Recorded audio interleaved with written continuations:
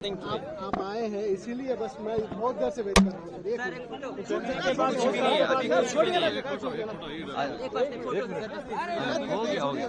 वो हमारे नेता है, हमारे नेता मैसूर के।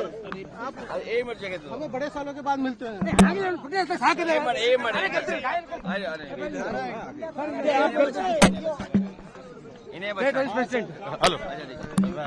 हेलो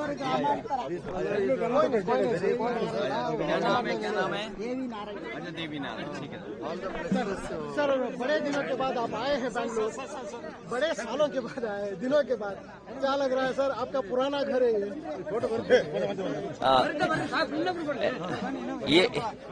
ये वनिमसा अबे लाइए दीजिए यार, लड़े रुक जाइए बस ठीक है, थैंक यू। बस हो गई बेटा, होगी। चलिए आप बड़े दिनों के बाद आपका दूसरा घर आए हैं आप। देखिए, बेंगलोर, मैसूर, कर्नाटक मेरे लिए वो जगह है जहां पर मैं बड़ा हुआ, पढ़ा, सीखा और बहुत अच्छे अनुभव मिले। और उसका परिणाम ये हुआ कि आज हम लोग राजनीति में जो समझ रखते हैं वो मैसूर, कर्नाटक इसलिए है क्योंकि यहाँ पर 12th के बाद जो पढ़ाई हुई, जो ग्रूमिंग हुई, जो नॉलेज मिली, उसका लाभ मुझे आज भी मिल रहा है। क्योंकि ये स्टार्टअप का हब है बेंगलोर। एक जमाना था कि हमारे साथ जितने भी बच्चे पढ़ते थे वो सॉफ्टवेयर इंजीनियर, बाहर जाने का सिलसिला, भारत से बाहर जाना, या उस समय ग्रो हो रहा था ये सेक्टर। तो आज जब हम लोग यहाँ आए हैं, हालांकि कल हम और आप सब लोग मिलेंगे भी, स्टार्टअप को लेकर के विजन इंडिया, नियो इंडिया, उस दिशा में कैसे आगे बढ़ें, इसलिए बेंगलोर से अच्छी जगह और कोई नहीं हो सकती थी। इसलिए शुरुआत की है बेंगलोर में, और कल जब यूपी में सरकार बने तो उस दिशा में हम लोग काम करें। उम्मीद है सर कल सरकार बनेगी, क्योंकि बिहार के इलेक्शन के बाद नहीं, लगता है रीजनल पार्टीज के जो उम्मीद है वो हार चुकी है शायद।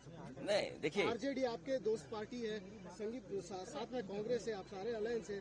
बिहार के इलेक्शन आपको कहीं लगता है कि रीजनल पार्टीज के बड़ा ठोस है? देखिए, चुनाव हार जीत और उसे सीख मिलती है। आप पॉपुलर हो सकते हैं, आपको वोट ज्यादा मिलेगा, लेकिन बीजेपी की जो मशीनरी है, बीजेपी का जो काम करने का तरीका है, बीजेपी जिन इश्यूज को लेकर के ग्रास रूट तक जाते हैं। मान लीजिए उन्होंने अब ये कहना शुरू किया है कि महिलाओं ने बहुत उन्हें वोट दिया है, विमेन वोट ज्यादा मिला है उनको, ये तो बताया जा सकता है, लेकिन आप 10,000 रुपए कब तक देंगे? आप सम्मान का जीवन नहीं देना चाहते हैं। अच्छा, उन महिलाओं को आप 10,000 दे रहे हो जिनके पति, परिवार के लोग एक साथ नहीं रह सकते हैं। देखिए, दुख की बात यह है कि बिहार, यूपी वो स्टेट है जहाँ के सबसे ज्यादा लोग बाहर जाते हैं, वो अपने परिवार को छोड़ के जाते हैं। परिवार के साथ परिवार की तरह रहें, उसके लिए सरकार काम नहीं कर रही है। बस 10,000 रुपए दे करके वोट ले लिया, बाद में जैसे और स्टेटों में इन्होंने किया है कि नंबर्स कम कर देना है, बाद में नियम बना देंगे, रूल्स बना देंगे, बाद में पता लगा कि उतनी हमारी माता बहनों को मदद नहीं मिल रही। सेम महाराष्ट्र में और किसी स्टेट में इसी तरह का काम होता है। आप कैसे रीड करते हैं सर, क्योंकि काफी सालों से आप पॉलिटिक्स को देखते जा रहे हैं, बीजेपी का इस बेहतरीन विन कहा जा रहा है उनके तरफ से, इंडिया का बेहतरीन विन जेडीयू को, आप कैसे देखते हैं सर? नहीं, इतना सीट जीते हैं, 202 डबल सेंचुरी, हजम नहीं हो रहा। I am not able to understand कि भाई ये रिजल्ट कैसे, अगर 202 आ सकते हैं तो जिस स्टेट में ज्यादा सीटें हैं, तो अगर 70%, 80% सीटें कोई पॉलिटिकल पार्टी जीत सकती है, तो दूसरी पॉलिटिकल पार्टी भी 90% लोगों के साथ काम करके, 90% लोगों के साथ काम कर करके, मैं समझता हूं उनसे बेहतर परफॉर्म कर सकते हैं। क्योंकि अगर ये बेंचमार्क है तो इस बेंचमार्क को तो क्रॉस करना ही करना है हमें। लेकिन सर, जिस तरह से, ये एक लास्ट क्वेश्चन सर, आप इस इलेक्शन से क्या सबक सीख सकते हैं? या टीएमसी हो, जेडीयू हो, आप मेनली आरजेडी हो, या आपके एसपी हो, एसपी तो बड़ी तगड़ी पार्टी है यूपी में, क्या एक सबक है कि किस दिशा में जाना चाहिए नेक्स्ट इलेक्शन में? यूपी में हम लोगों ने हार से ही सीखा है, और हार से ही सीखने का मौका मिलता है। जब आप बिल्कुल नीचे पहुंच जाते हैं तब आपको लगता है कि वो ऊंचाई पर कैसे पहुंचे हैं। हम हारे थे, मुझे याद है हमें 5 सीट मिली थी, मैं सरकार नहीं बना पाया, और उसके बाद डबल इंजन, उन दोनों डबल इंजनों को हमने हराया, और ऐसी ऐसी सीटें वो हारे हैं अभी भी शायद वो कल्पना नहीं कर सकते। अभी बिहार की जीत यूपी की जीत को बराबरी नहीं कर सकता। यूपी की जीत अलग जीत है, बिहार की जीत अलग जीत है। आप बिहार जीत सकते हैं, लेकिन यूपी की जो हार हुई है उसको अभी हार में जीत में बदलने में समय है। उसके लिए हम लोग तैयार हैं। असेंबली इलेक्शन बहुत दूर नहीं है उसके लिए हम लोग तैयार हैं।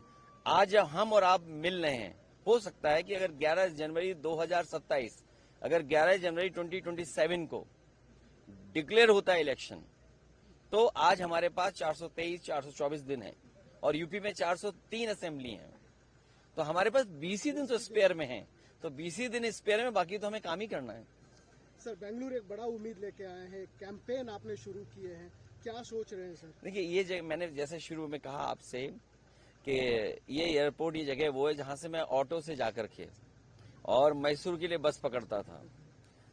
अब तो एयरपोर्ट भी बदल गया। वो जो बस स्टैंड में जो कभी कभार बसें मिल जाती, वो बस स्टैंड भी कितना बड़ा हो गया है। बेंगलोर में वहां पहुंचने पर 45 मिनट लगते थे, आज शायद ज्यादा समय लगेगा। पीएम एक बात बोले हैं सर कि ये रीजनल पार्टी से, कांग्रेस से, ये इन फाइटिंग से डर रही है, ये खुद टूटने वाली पार्टी से टूट भी सकती है। आप क्या कहेंगे सर इसके लिए? उसमें इतना ही कहना है कि वो हमारे यूपी में एक मुख्यमंत्री हैं, 2 मुख्यमंत्री वो हैं जो हटाना चाहते हैं मुख्यमंत्री को।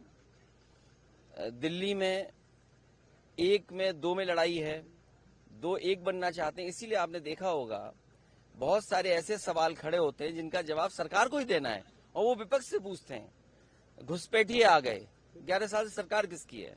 घुसपैठिए आए तो उन्हीं की सरकार में आए होंगे, तो कम से कम उन्हें ये बताना चाहिए कि 2014 से पहले कितने घुसपैठिए आए और 2014 के बाद आज तक कितने घुसपैठिए आए। अगर उनके पास संख्या नहीं है, इसका मतलब ये है कि वो आपस में एक दूसरे को नीचा दिखाना चाहते हैं। Thank you so much. Thank you.